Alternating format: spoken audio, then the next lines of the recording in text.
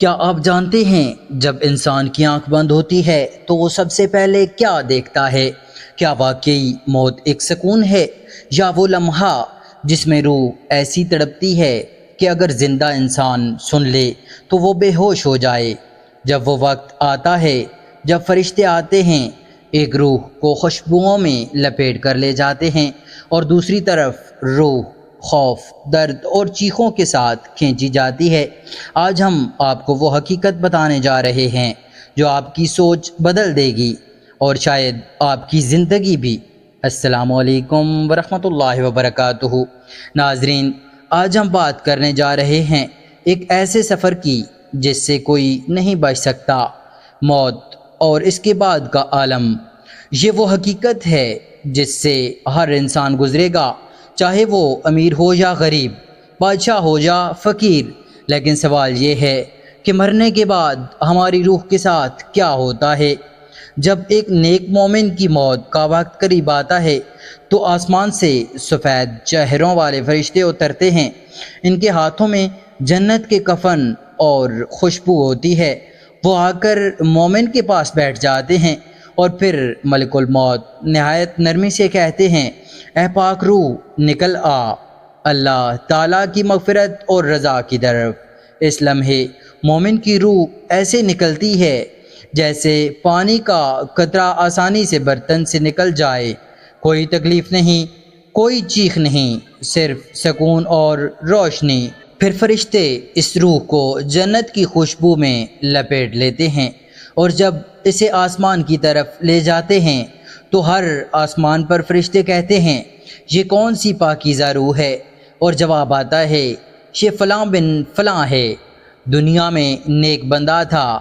اب سوچیں، اگر انسان نافرمان ہو، گناہوں میں ڈوبا ہو تو کیا ہوتا ہے؟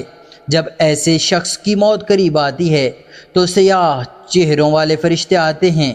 ان کے ہاتھوں میں آگ کے کپڑے ہوتے ہیں۔ وہ دور بیٹھ جاتے ہیں اور پھر ملک الموت سختی سے کہتے ہیں، اے ناپاک روح، نکل آ اللہ کے غضب کی طرف۔ اس لمحے روح جسم میں چھپنے کی کوشش کرتی ہے لیکن اسے ایسے کھینچا جاتا ہے جیسے کانٹے دار جاڑی سے کپڑا نکالا جائے۔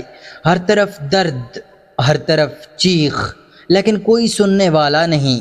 جب انسان کو قبر میں رکھا جاتا ہے تو سب لوگ چلے جاتے ہیں اور وہ اکیلا رہ جاتا ہے۔ اسی وقت دو فرشتے آتے ہیں اور سوال کرتے ہیں، تیرا رب کون ہے؟ تیرا دین کیا ہے؟ یہ شخص کون ہے؟